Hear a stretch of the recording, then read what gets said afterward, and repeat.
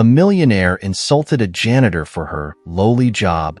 The next day, he discovered she had been appointed as the CEO of his company by the board. The morning air outside the headquarters of the Dorrance Group was crisp, filled with the promise of another day in the heart of the financial district. The building, a towering monolith of steel and glass, stood as a testament to the company's influence, a palace for the powerful. Inside, employees shuffled through their morning routines, their chatter punctuated by the sharp rhythm of heels striking polished marble floors. Ethan Ralston, the company's majority shareholder, made his entrance as he always did, with the confidence of a man who believed the world was his to command. At 46, Ethan was the epitome of financial success. His tailored navy suit was impeccable, hugging his broad shoulders with precision. His dark hair, streaked with the faintest hint of silver, was perfectly coiffed, and his steel-gray eyes seemed to pierce through anyone who dared meet his gaze. Everything about him screamed power, from the gleam of his Italian leather shoes to the subtle glint of the platinum cufflinks adorning his wrists. The employees in the lobby seemed to sense his presence before he even spoke. Conversations hushed, and backs straightened as he passed. To them, Ethan was more than a boss. He was a force of nature, unpredictable and unyielding. But if Ethan noticed their deference, he gave no sign. His focus was singular, his eyes fixed ahead as he strode toward the elevators. That morning, however, something broke his stride. As he approached the center of the lobby, his foot slipped on a damp section of the floor, sending him lurching forward. He caught himself against the wall, his face flashing with a mix of irritation and embarrassment. A yellow caution sign stood nearby, its bold black letters spelling out the warning, "Wet floor." Ethan's sharp gaze immediately sought out the source of the inconvenience. It landed on a petite woman in a crisp blue uniform, a mop in her hand and a bucket at her side. The janitor. She appeared to be in her late 40s, her chestnut hair streaked with silver and tied back in a neat ponytail. Her name tag read Catherine. She was methodically mopping the floor, her movements precise, almost graceful. "You've got to be kidding me," Ethan growled, straightening his jacket. He strode toward her, his voice rising with each step. "What kind of amateur leaves a floor this slippery in a place like this?" Catherine turned at the sound of his voice, her brown eyes calm and steady as they met his glare. "Good morning, Mr. Ralston," she said evenly, setting her mop aside. "The caution sign is there to ensure no one gets hurt. I'm sorry if it wasn't visible enough." Ethan scoffed, his expression hardening. "Do you think I have time to look at signs? I could have seriously injured myself. This is unacceptable." Catherine nodded, her tone measured and professional. "I understand, sir. I'll ensure the area is completely dry before I finish." But Ethan wasn't satisfied. His voice cut through the lobby like a blade, drawing the attention of employees nearby. "Do you even realize how fortunate you are to have this job? A janitor, barely above minimum wage, I'm sure. And yet you have the nerve to endanger people like me who actually keep this place running." The words hung in the air, sharp and biting. Several employees froze, their gazes flickering between Ethan and Catherine. The tension was palpable. Catherine's expression remained neutral, though a faint blush colored her cheeks. She clasped her hands in front of her and responded softly, "I appreciate the opportunity one have here, sir. I'll make sure this doesn't happen again." Her calm demeanor seemed to irritate Ethan further. He stepped closer, lowering his voice but not his tone. "You do well to remember your place. People like you don't get anywhere by pretending you're more than what you are. Stick to your mop and stay out of the way." Without waiting for a response, he turned on his heel and strode toward the elevators, his shoulders squared as if the encounter had been a victory. The employees who had witnessed the exchange quickly busied themselves, pretending they hadn't heard a thing. Catherine, however, stood quietly, watching Ethan disappear into the elevator. Her hands tightened briefly around the mop handle before she exhaled and resumed her work. Despite the public humiliation, her movements remained deliberate and composed, as though she'd been through worse. Once the lobby emptied, a younger custodian approached Catherine cautiously. "Are you okay, Kathy?" he asked, his voice barely above a whisper. She smiled faintly and nodded. I'm fine, Marcus. Let's finish up here. There's plenty more to do today. But as she wiped down the marble floors and polished the glass doors, her mind replayed the scene in vivid detail. Ethan Ralston was not the first man to underestimate her, and she doubted he would be the last. Still, the sting of his words lingered, more out of frustration than pain. She had learned long ago that the world was full of people like him, men who equated titles with value, who couldn't see beyond their own reflection. Meanwhile, Ethan carried on with his day as if nothing had happened. By mid-morning, he was seated at the head of a long, mahogany conference table, surrounded by the company's senior executives. His voice dominated the room as he dissected quarterly reports and outlined ambitious goals for the next fiscal year. If there were whispers about his management style or murmurs of discontent among the board, he dismissed them as noise. To Ethan, dissent was a sign of weakness, and he had no patience for it. By late afternoon, he was back in the lobby, his phone pressed to his ear as he barked orders to his assistant. Catherine was still there, wiping down the glass doors as the sunlight streamed through them. For a brief moment, their eyes met again. This time, Ethan's gaze held a flicker of something else, perhaps recognition, perhaps annoyance. But Catherine's expression remained unchanged. She gave him a polite nod before returning to her work. Ethan smirked, a flicker of condescension curling his lips. To him, she was a blip on his radar, someone whose existence barely registered in his world. As Ethan's car pulled away from the curb, Catherine finished locking the building for the evening. She stood for a moment, gazing up at the towering structure. A faint smile played on her lips, not of bitterness or defeat, but of quiet determination. Whatever the future held, she was ready. Imagine being in Catherine's shoes after that encounter with Ethan. How would you have handled it? Drop your thoughts in the comments below, and while you're at it, rate the story so far. Don't forget to hit that like button and subscribe for more twists like this one. Let's dive back into the story. The hum of the city faded as Catherine stepped through the threshold of her modest brownstone apartment. The space was small but immaculately kept, every piece of furniture arranged with care, every surface polished. The walls bore a handful of framed photographs, a younger Catherine in a cap and gown, a family portrait with smiling faces, and a black and white snapshot of a man in military uniform, his arm draped protectively around her shoulders. These relics of her life told a story few had ever bothered to ask about. After a quiet dinner of roasted vegetables and rice, Catherine settled into her favorite armchair, a notebook resting on her lap. Her pen moved swiftly, the faint scratching sound filling the otherwise silent room. The words she wrote weren't idle musings. They were precise, strategic. Financial figures, market trends, and leadership strategies formed the skeleton of her notes. Every evening, she spent an hour refining her understanding of the company she worked for, a habit she cultivated for years. Catherine's janitorial position at the Dorrance Group was not a reflection of her capabilities, but a deliberate choice. She had taken the role as a quiet observer, content to remain unseen while piecing together the company's inner workings. The contrast between her outward role and her true identity was stark, but it didn't bother her. Catherine believed in the power of patience and timing, and her time, she knew, was approaching. Meanwhile, Ethan Ralston was at his penthouse apartment, a sprawling suite overlooking the glittering cityscape. His evening was spent in stark contrast to Catherine's. Martinis poured with abandon, the murmur of classical music playing from hidden speakers.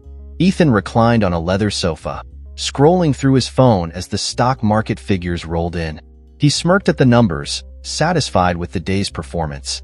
But beneath his polished exterior, a seed of unease had been growing.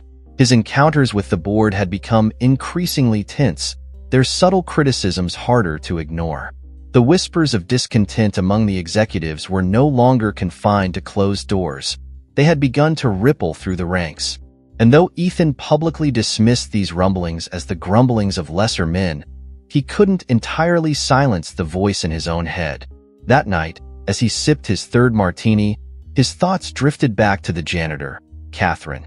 Her calm defiance had struck a nerve he couldn't quite explain.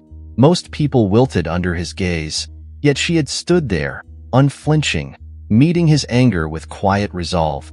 He laughed bitterly at himself. "She's a janitor," he muttered, shaking his head. "Why am I even thinking about her?" Back at the Dorrance Group, the undercurrent of change was palpable. Among the rank-and-file employees, Catherine had become something of a quiet legend. Her work ethic, kindness, and unshakable demeanor had earned her the respect of those who worked alongside her. Though she never sought attention, her presence was impossible to ignore. In the break room, whispers carried between employees. "Did you hear what happened this morning?" Ralston tore into Kathy. One of them said, shaking his head. "Can't believe she just stood there and took it." Another employee, a young woman named Lauren, chimed in. "Kathy's tougher than she looks. Ralston's a bully, but she didn't let him rattle her. I admire that." The conversation shifted to more pressing matters, the growing discontent among the board and rumors of a possible shakeup in leadership. Few knew the full extent of the company's troubles, but it was clear that change was on the horizon. In the boardroom, the tension was thicker than ever. The Dorrance Group's quarterly reports painted a troubling picture: declining revenue, missed opportunities, and a growing disconnect between leadership and the workforce. Several board members had begun to question Ethan's leadership style, his arrogance and impulsiveness increasingly viewed as liabilities. One board member, Victoria Hayes, had been particularly vocal. A seasoned executive in her late 50s, Victoria was known for her sharp intellect and unwavering principles. She had clashed with Ethan more than once, her no-nonsense demeanor a stark contrast to his bombastic style. "We can't afford to keep going down this path," Victoria said during a late-night meeting with key board members. "Ralston's approach is not only alienating our employees but also driving the company into the ground. We need someone who can lead with both vision and empathy." Her words carried weight, and the others listened intently. "But who?" one of them asked. "Replacing Ethan is a huge gamble. The shareholders will thank us if we turn this company around," Victoria interrupted. "And I believe I've found the perfect candidate." She placed a dossier on the table. The room fell silent as the other board members scanned its contents, their eyes widening with recognition. It was a bold suggestion, one that would upend the company's hierarchy and shake the foundations of their carefully curated image. But as Victoria laid out her reasoning, one by one, they began to nod in agreement. The next morning, Catherine arrived at the Dorrance Group as she always did, blending seamlessly into the hum of activity. She greeted her colleagues with a warm smile, her calm presence a comforting constant. But beneath her composed exterior, she was aware of the shift in the air. Her years of observation had honed her instincts, and she could sense that the tides were turning. In Ethan's office, the man himself was oblivious to the storm brewing around him. He lounged in his high-backed leather chair, barking orders into his phone. His assistant, a nervous young man named Greg, stood at a respectful distance, jotting down Ethan's rapid-fire instructions. "Make sure the press release is ready by noon," Ethan said sharply. "I don't want any mistakes. This partnership is the biggest deal we've landed in months." "Yes, sir," Greg replied, his voice trembling slightly. "I'll confirm with the team." As Greg left the office, he passed Catherine in the hallway. She offered him a kind smile, and he returned it, grateful for the small moment of humanity in an otherwise stressful day. Ethan, meanwhile, leaned back in his chair, completely unaware that his position was under scrutiny. For years, he had operated under the belief that his wealth and power made him untouchable. But as he gazed out the window at the bustling city below, the cracks in his empire were beginning to show, and Catherine, the janitor he had so easily dismissed, was quietly watching it all unfold. The boardroom of the Dorrance Group was a stark contrast to the bustling floors below. Its walls, paneled with dark mahogany, exuded an air of gravitas. The long oval table at the center was pristine, save for the folders and papers scattered across it. At the head of the table sat Victoria Hayes, her sharp gray suit and penetrating gaze commanding the attention of everyone present. She was a force to be reckoned with, and today, she intended to prove it. "Let's get started," Victoria said, her voice calm but firm, as the last of the board members took their seats. The room fell silent, save for the faint hum of the city outside. "We've danced around this issue long enough." Ethan's leadership is failing this company, and we need to make a change. The tension was palpable. A younger board member, James Langley, shifted uncomfortably in his seat. Victoria, replacing Ralston is, well, it's a drastic move. He's been with the company for over a decade. The shareholders trust him, do they? Victoria interjected, arching an eyebrow. She pushed a set of papers across the table, the top sheet marked with red figures. This is the trust he's earned. Declining profits, unstable employee retention, a reputation that's quickly souring. How long do you think they'll continue to trust him when their dividends start shrinking? James glanced at the numbers, his face tightening. I'm not saying he's perfect, but who would we even replace him with? It's not like we can just pluck a CEO out of thin air. Victoria's lips curved into a slight smile as she reached for a folder at her side. Actually, James, I think we can. And I believe this candidate will surprise you. She opened the folder, revealing a crisp dossier filled with neatly typed summaries and detailed annotations. At the top, a name that few in the room would have expected, Catherine Moore. There was a moment of stunned silence as the board members exchanged bewildered glances. Catherine Moore, one of them finally asked, his tone incredulous. The janitor? Victoria's expression remained steady. The janitor, yes, but that's only one chapter of her story. What most of you don't know is that Catherine Moore holds a master's degree in business administration from Wharton. Before taking this position, she successfully led a mid-sized company through one of the most challenging financial periods in recent history. Under her leadership, that company not only survived but thrived. Another board member, Linda Cartwright, leaned forward, intrigued. Why would someone like that take a job as a janitor? To observe, Victoria replied. She's been quietly studying the culture of this company for years. The way we operate, the cracks in our structure, the potential for growth. Catherine Moore didn't take this role out of necessity. She took it out of strategy. The room buzzed with murmurs, the disbelief slowly giving way to curiosity. James looked skeptical but intrigued. And you're proposing we make her CEO? Without so much as a trial run? Victoria nodded. I am. We've spent years prioritizing showmanship over substance. Ethan's leadership style is a relic, loud, brash, and ultimately unsustainable. Catherine represents the future.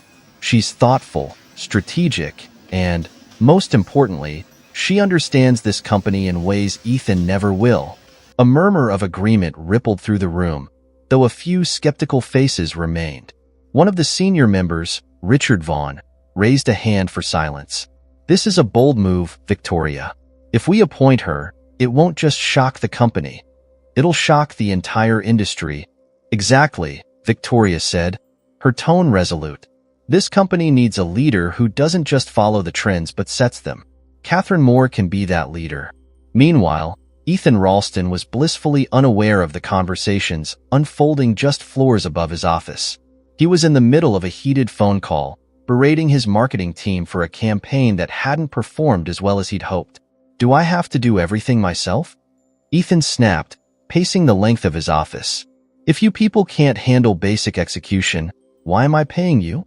His assistant, Greg, lingered by the door, pretending to organize files while silently wishing he could vanish. Ethan's temper was legendary, and this morning was no exception. The phone call ended with Ethan slamming the receiver down and muttering under his breath. Incompetence. Everywhere I look. Greg cleared his throat cautiously. Mr. Ralston, the board has requested your presence in the main conference room at 4 p.m. today. Ethan frowned, his irritation morphing into mild curiosity. The board? What for? They didn't say, sir. Just that it's important. Ethan smirked, leaning back in his chair. Let me guess. Another lecture about budget cuts and risk assessments. They love their little power plays. Greg didn't respond, but his silence spoke volumes. Ethan waved him off, confident that whatever the board had planned, it was nothing he couldn't handle. At precisely 4 p.m., Ethan strode into the boardroom, his usual air of confidence preceding him. He paused briefly at the door, taking in the serious expressions on the faces of the board members. Well, this looks cheery, he said, flashing a wry smile. What's the occasion? Victoria rose from her seat, her gaze unwavering. "Ethan, thank you for joining us. Please, have a seat." Ethan's smirk faltered slightly as he slid into the chair at the end of the table. "Let's cut to the chase, shall we? What's this about?" Victoria clasped her hands in front of her, her voice steady. "Ethan, we've come to a unanimous decision. Effective immediately, you will be stepping down as CEO of the Dorrance Group." The room was silent for a heartbeat, the weight of her words sinking in. Ethan blinked, his expression shifting from disbelief to anger. "Excuse me? Stepping down? On whose authority?" "The board's," Victoria replied calmly. "We've reviewed the company's performance under your leadership, and it's clear that a change is necessary. This decision wasn't made lightly, but it is final." Ethan's face turned red as he slammed his hands on the table. "This is ridiculous. You can't just replace me. Do you have any idea what I've done for this company?" "We do," Victoria said, unflinching, "but the future of the Dorrance Group requires a leader with a different vision. And we've already selected your replacement." The doors to the boardroom opened, and Catherine Moore stepped inside. She was no longer in her janitorial uniform, but dressed in a sleek, navy blue pantsuit that exuded quiet authority. Her head held high, she met Ethan's stunned gaze with the same calm resolve she had shown that morning in the lobby. "Meet your successor," Victoria said, her voice cutting through the tension like a blade. "Catherine Moore, the new CEO of the Dorrance Group." Ethan Ralston stormed out of the boardroom, his face a mixture of disbelief and fury. The heels of his expensive leather shoes struck the marble floor with such force that the sound reverberated through the halls. His mind raced as he replayed the events of the meeting, his ego struggling to grasp the reality of his sudden demotion. The company he had dominated for over a decade had just been wrenched from his grasp by a janitor. A janitor. Ethan's thoughts were like a swarm of hornets, each one stinging worse than the last. How had the board betrayed him like this? How had they dared to undermine his authority? And why in the world had they chosen her?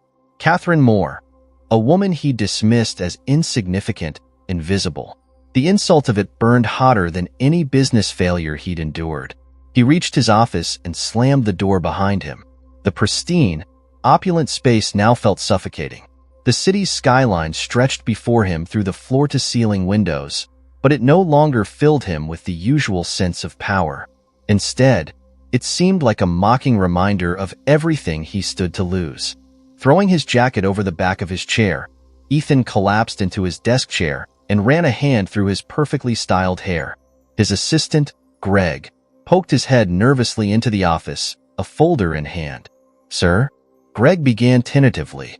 "I have the—" "Not now, Greg," Ethan snapped, his voice sharp enough to send Greg retreating. He didn't have the patience to deal with the mundane details of running the company, not when he'd just been blindsided by the most humiliating moment of his career. Meanwhile, the boardroom had settled into a more subdued atmosphere. Catherine remained standing at the head of the table, her presence commanding without effort. Victoria Hayes gave her a supportive nod as the other board members studied the new CEO with a mixture of curiosity and apprehension. "This isn't going to be easy," Victoria said, addressing Catherine directly. "You're stepping into a role that comes with not only immense responsibility but also resistance.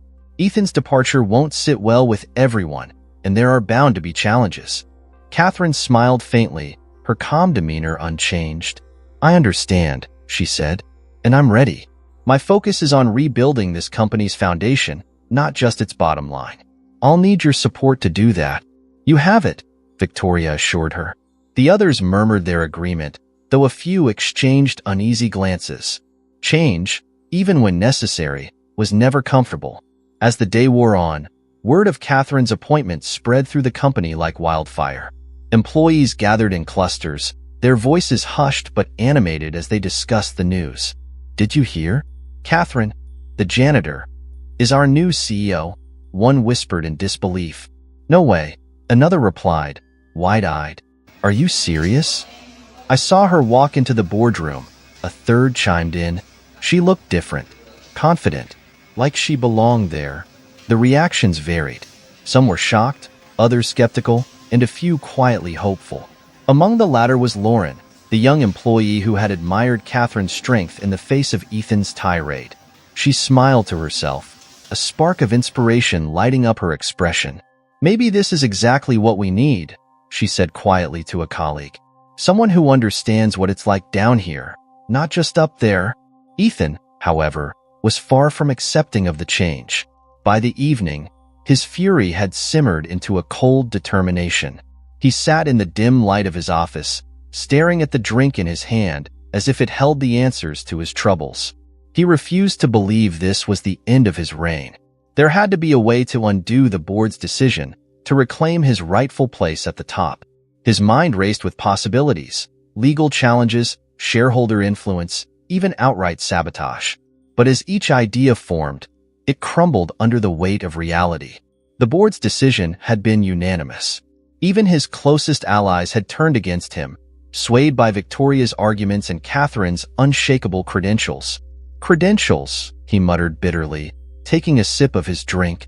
"What good are credentials if you've spent years mopping floors?" Yet, deep down, Ethan knew Catherine wasn't just a janitor. Her poised demeanor during the announcement had struck a chord, though he would never admit it aloud. She had looked at him not with arrogance, not even with pity, but with something he couldn't quite place, something that unnerved him more than anger ever could. The next day, Catherine began her tenure as CEO with little fanfare. She arrived early, dressed in another tailored pantsuit, her posture confident yet approachable. Her first act wasn't to address the executives, but to walk the floors of the company, speaking directly to the employees who made up its backbone. She visited the customer service department, the IT team, even the cafeteria staff. Each conversation was genuine, her questions insightful. She listened more than she spoke, taking mental notes of the concerns and aspirations of those who had rarely been given a voice. In one corner of the office, she stopped to chat with Marcus, a young custodian who had worked alongside her for years. His eyes widened in surprise when he saw her. "Kathy, Ms. Moore," he stammered. "Catherine is fine," she said with a warm smile. "How's the new floor buffer holding up?" Marcus blinked, momentarily thrown off by her familiarity. "It's good. A little tricky to maneuver, but better than the old one." "Good to hear," Catherine said. "Let me know if there's anything you need. And don't hesitate to speak up if you see anything that could improve safety or efficiency around here." Marcus nodded, still slightly dazed. As Catherine moved on, he couldn't help but grin. "She hasn't changed a bit," he muttered to himself. Ethan, watching all of this unfold from the sidelines, grew increasingly restless. Every step Catherine took, every decision she made, felt like an encroachment on his territory. He began to shadow her moves, attending meetings he had previously ignored, inserting himself into discussions under the guise of offering guidance. But Catherine handled his interference with unflappable grace. When Ethan interrupted one of her strategy sessions with unsolicited advice, she listened patiently, nodded thoughtfully, and then proceeded with her original plan as if he hadn't spoken. It wasn't defiance. It was confidence, a quiet assertion of her authority that left Ethan simmering with frustration. The employees noticed the dynamic shift between the two. While Ethan's attempts to regain control grew increasingly desperate, Catherine's steady hand began to win over even the most skeptical staff. The contrast between their leadership styles couldn't have been more stark. Where Ethan ruled with intimidation, Catherine led with respect. By the end of her first week, the atmosphere at the Dorrance Group had begun to change. There was a sense of cautious optimism in the air, a feeling that perhaps the company was finally headed in the right direction. But for Ethan, the battle was far from over. As he watched Catherine address a room full of employees, her voice calm and assured, Ethan clenched his fists. He wasn't ready to let go, not yet. The auditorium buzzed with anticipation as employees of the Dorrance Group gathered for an emergency town hall meeting. The email announcing it had landed in inboxes early that morning, cryptically marked as mandatory for all staff. Speculation spread like wildfire through the halls. Rumors of layoffs, restructuring, or perhaps even a merger. Yet none of these whispers came close to the truth. Ethan Ralston stood off to the side of the stage, arms crossed, his jaw tight. His once unshakable confidence had been eroded over the past few days. Though he still wore the sharp lines of a tailored suit, there was an uncharacteristic tension in his posture. This meeting was supposed to be his moment to reclaim authority, to show the board that their decision was not only wrong but catastrophic.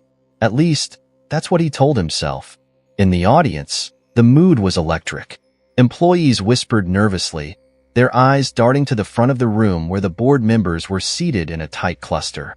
Among them was Victoria Hayes, her calm expression betraying none of the weight behind the decision about to be unveiled. Beside her sat Catherine Moore, dressed in an elegant but understated black suit. Her presence was unassuming, yet there was a quiet confidence in her demeanor that drew the eye. The clock struck 10 a.m., and Victoria rose to address the room. The murmur of voices fell silent as she approached the podium. Her tone was even, her words deliberate as she began. "Good morning, everyone. Thank you for gathering on such short notice," she said, scanning the room. "I won't keep you in suspense. Over the past few months, the board has carefully evaluated the company's performance and future direction. It has become clear that a change in leadership is not just necessary, it is critical." Her words hung in the air, heavy with implication. A ripple of unease moved through the crowd as employees exchanged glances. To that end, Victoria continued, "We are announcing a new CEO who will lead the Dorrance Group into its next chapter. Someone with the vision, strength, and resilience to guide this company to greater heights." Ethan stepped forward instinctively, his lips parting as though he were about to speak. But before he could take another step, Victoria gestured toward Catherine. "Please welcome Catherine Moore, the new CEO of the Dorrance Group." For a moment, there was stunned silence. Then, as if on cue, the room erupted. Gasps of disbelief mingled with scattered applause, the shock palpable. Ethan froze mid-stride, his expression a mixture of confusion and outrage. Catherine stood gracefully, her movements deliberate as she approached the podium. Her presence was calm, composed, everything Ethan's wasn't in that moment. As she took her place at the microphone, the noise in the room began to die down, replaced by an almost eerie stillness. "Good morning," Catherine began, her voice steady and warm. "I know this news may come as a surprise to many of you. Some of you may even be wondering why a woman who once held a mop is now holding the reins of this company." A few chuckles rippled through the audience, breaking the tension. Catherine allowed a faint smile before continuing. "Let me assure you, my journey here was not a straight line. It was filled with challenges, lessons, and moments of reflection. I took the position of janitor not out of necessity, but out of a desire to understand this company at its core, to see how it operates not from the top, but from the ground up." Her words hung in the air, resonating with the audience. Employees who had seen her mopping floors, exchanging kind words with colleagues, now looked at her with newfound respect. "I've spent the past few years observing, learning, and planning," Catherine said. "What I saw was a company filled with potential that has been stifled by outdated practices and a lack of empathy. Together, we will change that." The room broke into applause, tentative at first, then growing steadily louder. Catherine's sincerity was undeniable, and her words struck a chord with the employees who had long felt overlooked by upper management. Ethan, however, was seething. He leaned against the wall at the edge of the stage, his mind racing with indignation. This was supposed to be his company, his moment. Yet here he was, sidelined while a woman he had openly disrespected took the spotlight. Unable to hold back, Ethan stepped forward as the applause subsided. "Excuse me," he said, his voice sharp as he approached the podium. "If I may."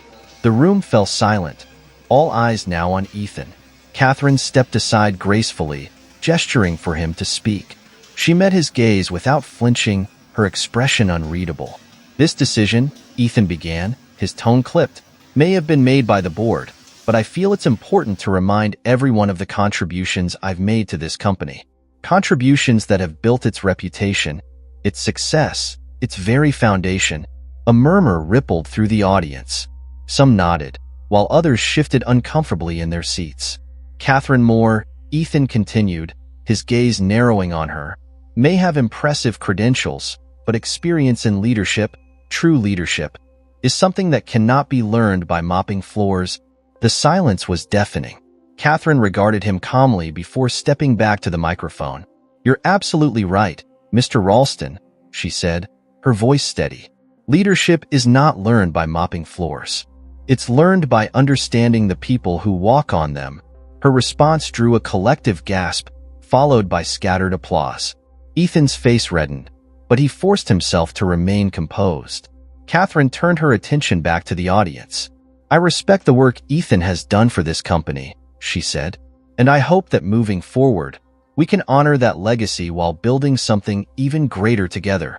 The applause this time was thunderous, filling the room with an energy that left no doubt. Catherine Moore had won them over. Ethan, his jaw clenched tightly, turned and left the stage without another word. In the hours that followed, the buzz of the announcement echoed through every corner of the company. Employees speculated about what Catherine's leadership would mean, while others quietly celebrated the end of Ethan's reign. For Catherine, the real work was just beginning. But as she settled into her new office, she allowed herself a small moment of reflection. She had been underestimated, dismissed, and ridiculed. But now, she stood at the helm of the very company where she had once been invisible. And she was determined to prove that true leadership wasn't about power, it was about purpose. The first day of Catherine Moore's tenure as CEO was anything but ordinary. While most executives would have spent their inaugural hours behind closed doors, issuing orders through intermediaries, Catherine took a different approach.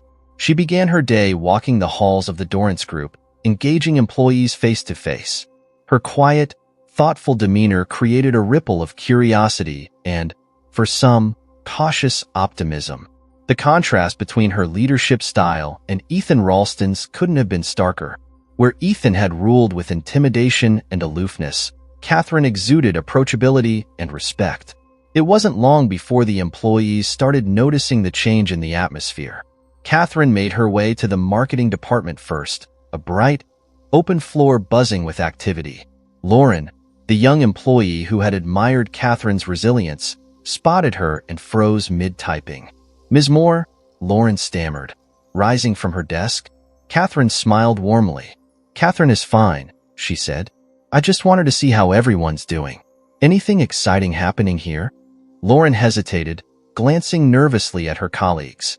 "Well, we're finalizing the new campaign pitch," she said. "It's been a bit chaotic." Catherine nodded thoughtfully, stepping closer to Lauren's desk. "What's been the biggest challenge?" Lauren blinked, caught off guard by the genuine interest in Catherine's tone. "Honestly, communication. We keep getting conflicting feedback from different levels of leadership. That's frustrating," Catherine acknowledged. "Let's fix that. Clear communication is crucial, especially when you're trying to create something impactful." Lauren's face lit up, the weight of her concerns suddenly feeling lighter.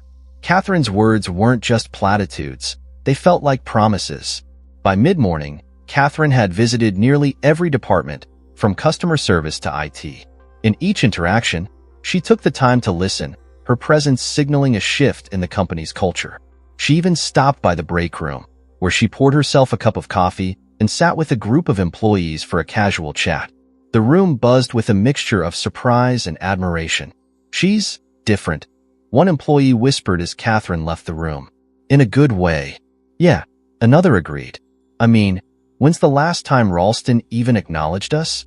Ethan Ralston, on the other hand, had spent the morning in his office, stewing over his diminished role. While he had retained a seat on the board, it felt more like a consolation prize than a meaningful position. Watching Catherine's every move only deepened his frustration. Greg, his assistant, entered the office cautiously, holding a stack of reports. "Mr. Ralston," he began, "these are the financial projections for Q3. Ethan waved him off. "Leave them," he snapped, "and close the door on your way out." Greg nodded quickly, exiting without a word. Once alone, Ethan leaned back in his chair, staring at the ceiling. He couldn't shake the image of Catherine walking confidently through the office, winning over the very employees who had once feared him. "She won't last," Ethan muttered to himself. "The board will regret this." Meanwhile, Catherine was already tackling one of the company's most pressing challenges, the plummeting employee morale. She called an all-staff meeting for the afternoon, ensuring everyone had a chance to hear her vision directly. The conference room filled quickly. Employees packed shoulder to shoulder, their curiosity piqued. Catherine stood at the front, her presence calm yet commanding. She waited a moment for the room to settle before beginning.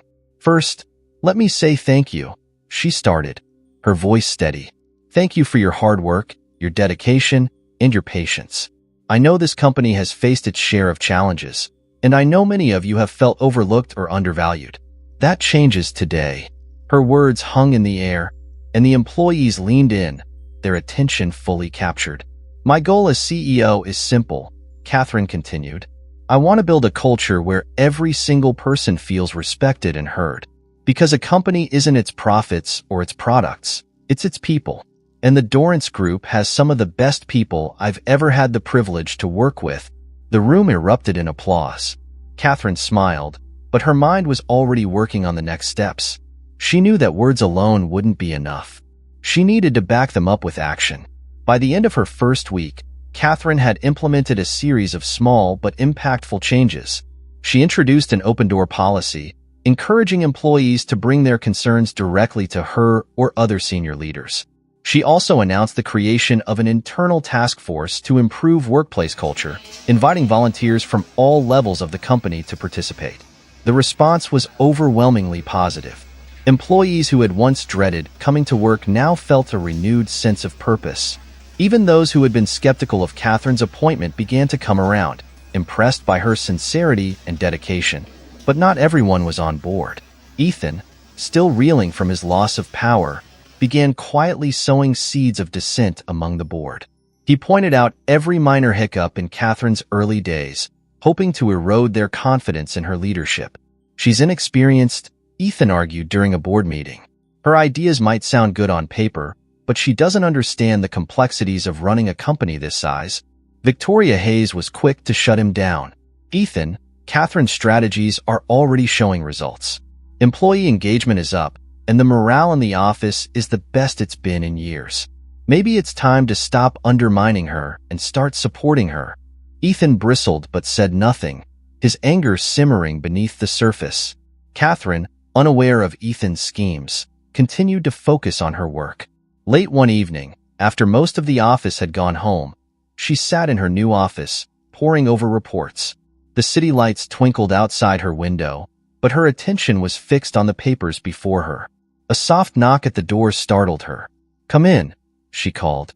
It was Marcus, the young custodian who had worked alongside her for years. He hesitated in the doorway, holding a broom. "I didn't mean to bother you," he said. "I just wanted to say congratulations. And thank you." Catherine smiled warmly. "Thank you, Marcus.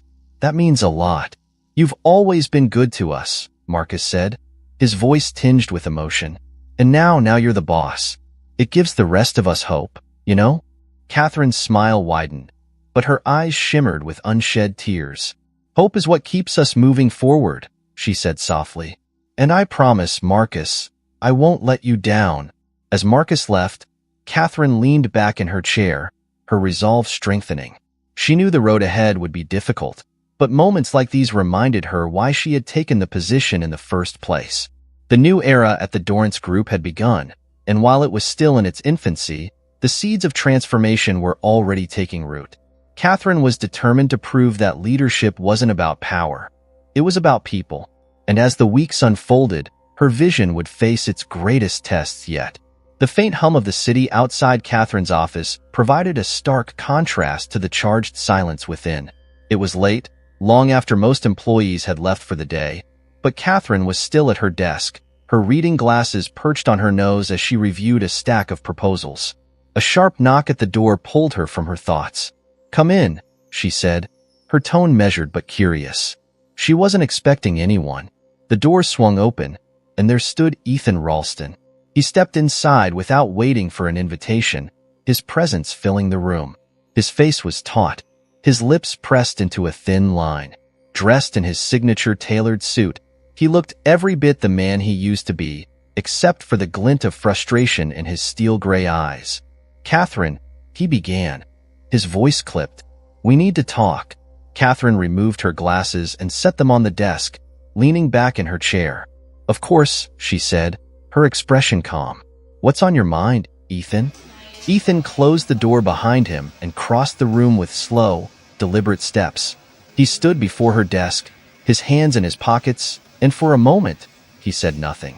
He seemed to be searching for the right words, though his furrowed brow suggested they weren't coming easily. Finally, he spoke. "I need to understand something. How did you do it?" Catherine tilted her head slightly. "Do what?" "This," Ethan said, gesturing broadly to the office, the company, the very air around them. "How did you go from scrubbing floors to running this company? Did you plan this from the start? Was this some sort of scheme?" Catherine's lips curved into a faint smile, though there was no mockery in her expression. "No, Ethan, this wasn't a scheme. It was a choice." Ethan scoffed, the sound bitter. "A choice? You're telling me you willingly chose to work as a janitor when you could have been sitting in boardrooms the entire time?" "Yes," Catherine said simply. "I wanted to see this company for what it truly is, not what it pretends to be. And the best way to do that was to start at the bottom." Ethan's jaw tightened. "You could have fooled me. All this time, you watched me, judged me, and said nothing. Were you just waiting for your moment to pounce?" Catherine sighed softly, folding her hands on the desk. "Ethan, this was never about you. It was about the company, about the people who work here, who've been overlooked and undervalued for far too long. I didn't take this role to undermine you. I took it because I believed I could make a difference." Her words hung in the air, their sincerity impossible to ignore. But Ethan wasn't ready to accept them.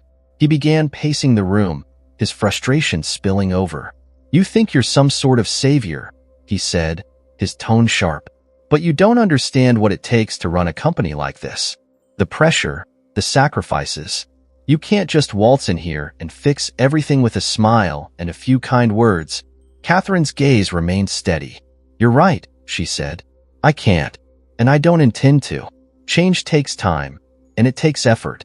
But I believe in this company, and I believe in the people who make it what it is. That's the difference, Ethan. I see them, not just the numbers." Ethan stopped pacing and turned to face her, his expression a mixture of anger and something else, something closer to vulnerability. "Do you think I don't care about this company? Do you think I haven't sacrificed for it? I've given everything to build this empire." "I know you have," Catherine said gently, "but somewhere along the way, you lost sight of the people who helped you build it. Success became a shield, and you used it to keep everyone else out. That's not leadership, Ethan. That's fear." Ethan flinched as though her words had struck a nerve. He opened his mouth to respond, but no sound came. For the first time in years, he found himself at a loss. Catherine stood, her movements slow and deliberate. She walked around the desk to stand beside him, her voice soft but firm. "You're not the villain here, Ethan. You're human, flawed, like the rest of us.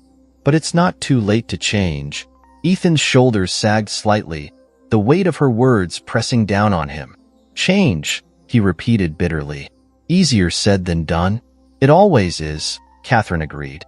"But you don't have to do it alone." He looked at her then, really looked at her, and for the first time, he saw more than the woman he dismissed as a janitor. He saw someone who had endured, someone who had built herself up from nothing, someone who believed in second chances. "Why are you telling me this?" he asked, his voice quieter now. "Because this company isn't just mine to lead," Catherine said. "It's ours. You may not be CEO anymore, but you still have a role to play. If you're willing to put your ego aside and truly listen, there's a place for you here. Not as the man you were, but as the man you could be."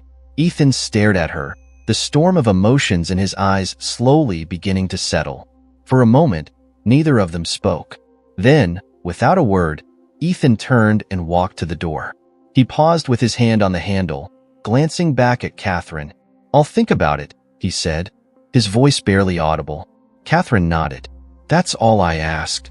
As the door clicked shut behind him, Catherine let out a quiet sigh. She returned to her desk and sat down, her expression thoughtful. The confrontation had been draining, but it had also been necessary. She knew Ethan's journey wasn't over, not by a long shot, but for the first time, She felt a glimmer of hope that he might finally be ready to face the man in the mirror. The boardroom was bathed in golden light as the afternoon sun streamed through the tall windows. It had been 6 months since Catherine Moore had stepped into her role as CEO, and the transformation within the Dorrance Group was undeniable. The air felt lighter, the employees more engaged, and the company's profits were finally beginning to reflect the morale shift. Catherine stood at the head of the table, her calm yet authoritative presence commanding the attention of everyone in the room. She was reviewing the quarterly report, which showed a promising upward trajectory. "This is just the beginning," she said, her voice steady. "Our greatest strength isn't in our numbers, it's in our people. Let's keep building on that." The board members nodded in agreement, their skepticism from months ago replaced by a genuine respect for her leadership. Even Richard Vaughn, one of her staunchest critics, had become an advocate for her vision. But it wasn't just the numbers that had swayed them. It was the way Catherine had navigated the challenges, firmly but with compassion. Later that evening, Catherine found herself in the executive lounge, a rare moment of quiet after a long day. She sipped her tea, gazing out at the glittering cityscape, when the sound of footsteps broke her reverie. She turned to see Ethan Ralston standing in the doorway. "Ethan," she said, her tone warm but surprised. "What brings you here?" He stepped inside, his movements less rigid than they'd been in months past. He wore a simple blazer instead of his usual sharp suits, and his expression carried a hint of vulnerability. "I wanted to talk," he said, his voice low. "If you have a moment." Catherine gestured to the chair opposite her. "Of course. Have a seat." Ethan sat down, his hands clasped tightly in front of him. For a moment, he simply stared at them, as if gathering his thoughts. When he finally spoke, his voice carried a weight that surprised even him. "I owe you an apology," he said, "for how I treated you, for how I treated everyone." "Really?" Catherine tilted her head, her gaze softening. "Ethan, you've already started making amends by being here. What matters is what you do next." He let out a bitter laugh. "You make it sound so simple." "It's not," Catherine admitted, "but simplicity and ease aren't the same thing.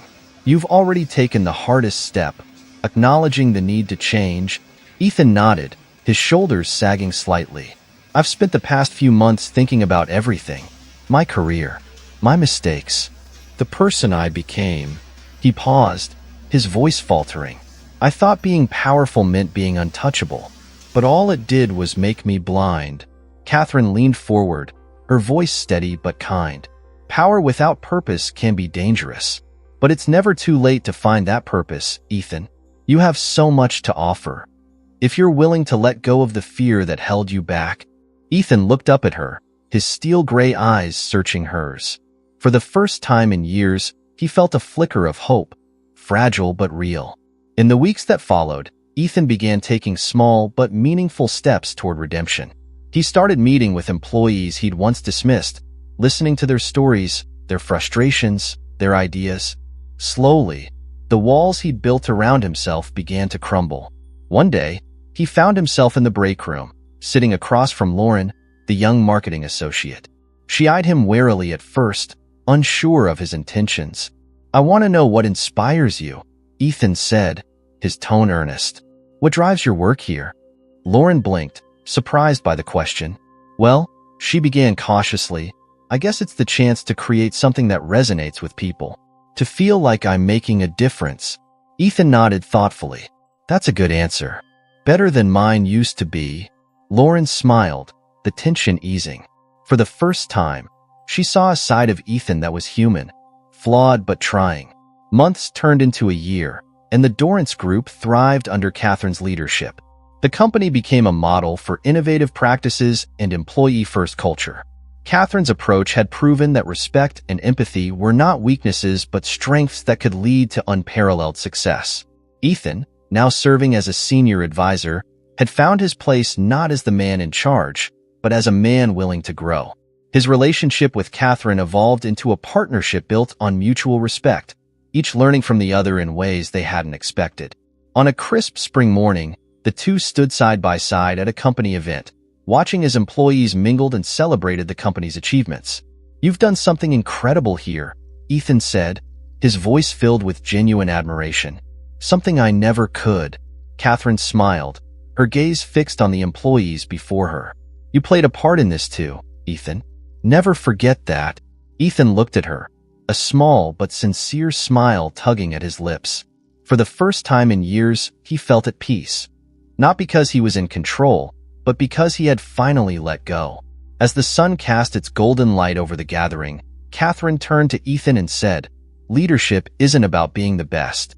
It's about bringing out the best in others. And that's something we can all strive for." The words hung in the air, a quiet reminder of how far they had come.